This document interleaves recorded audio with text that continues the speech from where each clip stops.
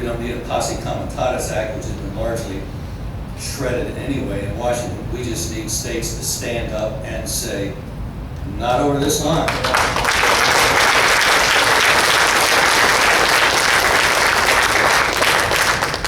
This war that we're in assumes that some people just inherently know better.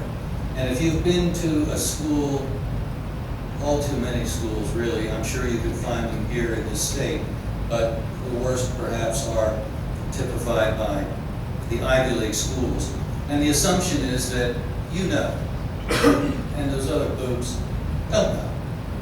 And what a blessing, oh, we don't want to use a word like that. What a neat thing it is for you to be able to rule and to tell those boobus Americanus what they need to know. And that's the attitude that's inculcated in them. They really resent our saying, the emperor has no clothes. You know, that's just not what we're supposed to say. And especially, it's bad enough if a little kid says it in the fable, but you know, if one of us says it, them's fighting words. That's a hate crime, I'll bet you. Well, I do hate what they do, so I guess it is. Anyway, I had a debate one time with a parliamentarian. It was on the eve, it was on CNN International, it was on the eve of the Brits under the Tory government. What they have in mind is a conservative. Their conservative would probably be, it wouldn't be Charles Schumer, it would be a little bit to the right of that, but somewhere in the liberal end of the Democratic Party. Anyway, he was really proud that they were going to do something about their situation over there, and that they were going to pass this complete ban. There are a few exceptions, but they're not much to write about. And I said, look, we found in our own country, and I gave him a little John Lott lesson, Dr. John Lott from the University of Chicago at the time, and a colleague had looked at the crime data of all of our counties over a decade and a half, I think, at the time. He's continued this study. And he found that there were only two variables that anybody could ever think of. And he asked for colleagues to suggest, hey, what am I leaving out? What should I analyze the data using? There were only two things that lowered crime.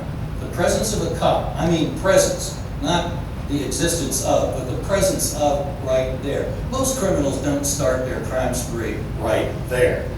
You know, that's a little basic.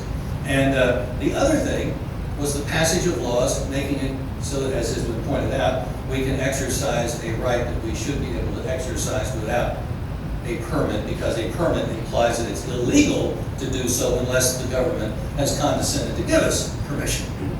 But when those laws go into effect and perps end up at room temperature, that tends to chill out their desire to be predators. Predators really only respect one thing, their own blood. And so I said, honorable parliamentarian, I can predict to you, not because I'm a prophet, because we're just talking about laws of human behavior, that if you really go through with this ban and confiscate these registered guns, you're going to see your crime rate go up, which it did, and it did substantially. And he said, oh, I say, anyway, over here would say something like that, probably would say he's quite flaky. I said, I know you would, and that's why we're no longer British.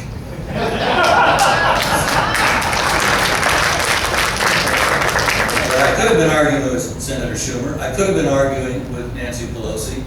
I could have been arguing with a whole bunch of them. And even the Honorable Representative Tibbs here in Oklahoma has the same condescending idea that you really can't trust people, just anybody will go around with a gun. And I would say we ought to have a rhino hunt next spring here in Oklahoma. We're not talking about hunting the rhinos at your nice zoo here. You know what I'm talking about. If we're going to make a change, I'm sorry, it's not going to be as a third party movement. American people just don't think that way. But you and I, with enough energy, time, and money, can get inside the Republican Party, which is a more manageable vehicle. Neither one are easy to drive, but this is more manageable. And we get rid of dead weight like Representative Tibbs.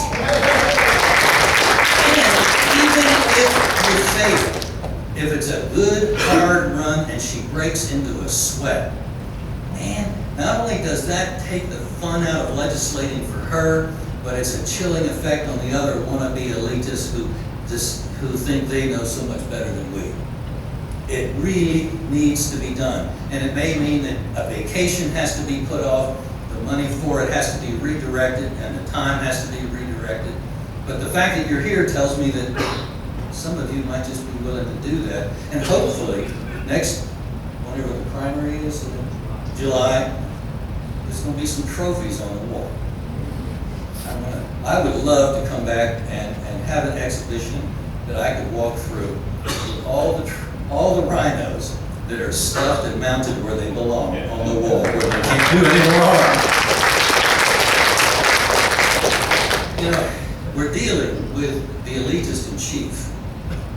This guy was a known commodity, and yet people, unhappily, are only now discovering what a radical Marxist was elected as president. He voted in the Illinois legislature that if you had a gun in your home, you should go to jail. Now, happily, his view didn't prevail, even in Illinois, but that's where his thinking lies. He was raised by a surrogate father, Franklin Marshall Davis, who had come from Chicago, having published a Communist Party newspaper in Chicago. Chicago's always been kind of goofy. And he's the guy that basically was the father for Barack Obama in Hawaii. And of course the universities he went to finished him off. And his love affair with Saul Alinsky should have set off all kinds of alarm bells. Saul Alinsky, the author of Rules for Radicals, I didn't bring my copy. He has a dedication in the front of his book, Rules for Radicals, basically how to communize the country. And it says, to the one who, whether in the midst of time or really historical, we don't know, doesn't much matter, but was the first rebel and succeeded in winning for himself his own kingdom, Lucifer. Now, Barack Obama's mentor, not personally, because he was deceased by the time Obama came under his influence, and Michelle Obama's influence, had taken his initial, shall we say, community organizing lessons by apprenticing himself, befriending members of the Chicago mob. And so by watching how Cousin Vito terrorized, he incorporated lessons from the mob into Rules for Radicals.